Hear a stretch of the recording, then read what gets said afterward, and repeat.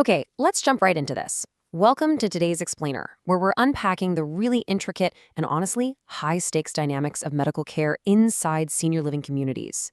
If you work in the space, especially in a massive, bustling market like Houston, you already know the territory. It's demanding, it requires total dedication, and, well, let's be real for a second, it can get incredibly territorial, right? Medical teams literally pour their hearts into building trust with residents and the facility staff. So whenever a brand new medical service shows up in a building, the temperature in the room just instantly spikes. So today, we're looking at a framework that was actually designed to completely de-escalate that tension. Because, it's the elephant in the room.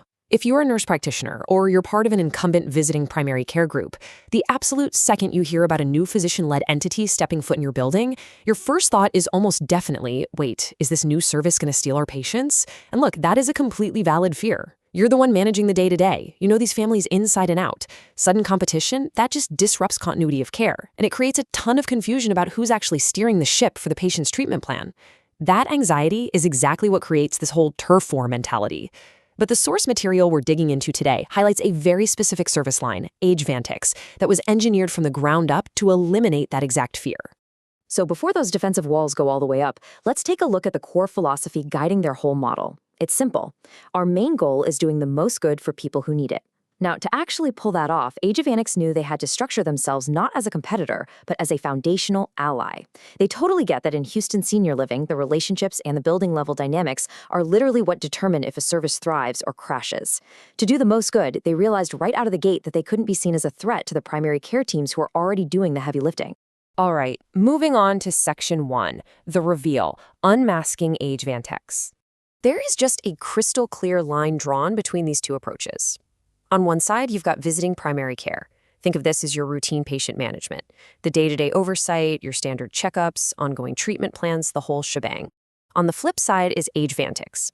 They operate strictly as a specialty consultation service, and they are laser-focused entirely on palliative care and quality of life. It's a completely separate specialty company. They bill separately as a distinct specialty offering, so they aren't just some disguised add-on to the FHP Geriatrics primary care brand. And that billing distinction, that is absolutely huge, because it proves on paper that this isn't some backdoor attempt to swoop in and replace primary care. Let's look at Section 2, the superpowers, specialty support, and insight. When things get super complicated, fragmented, or just plain difficult to manage with your standard resources, primary care teams really need a broader perspective. And that is exactly where AgeVantix steps in, bringing a staggering 25 years of experience to the table.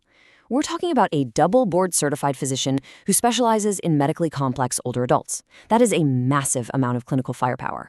It opens up this vast network of resources that a visiting primary care team suddenly has access to right there in their own building, without ever having to give up their role as the primary attending provider. And those 25 years of experience, they translate directly into some serious tactical advantages. They can step right in for a complex case review when a patient's situation essentially hits a brick wall. They're there to help with clarifying care goals with the families, which we all know can be tough. They conduct deep symptom burden evaluations, do medication risk analysis, and offer really robust care planning support. Best of all, they provide all of this as written recommendations, so it gives the primary care team this high-level expert insight while leaving them firmly 100% in charge of the patient's ongoing care. Let's actually drill down into one of the absolute toughest battles in senior care, symptom management.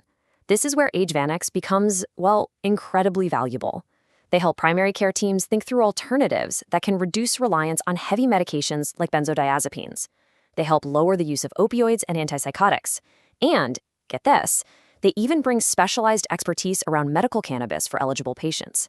I mean, these are complex, highly regulated areas of medicine. Having a specialist on call to guide these specific symptom management strategies, it's a total game changer for incumbent providers who might otherwise feel pretty overwhelmed by a resident's rapidly escalating needs. Which brings us to Section 3, setting clear clinical boundaries, the vow of non-interference. The secret sauce here is an intentionally conservative consulting framework. It goes like this: evaluation, insight, recommendation, we defer to primary care. That's it. AgeVantix does not need to write routine orders. Actually, prescribing isn't even part of their standard model.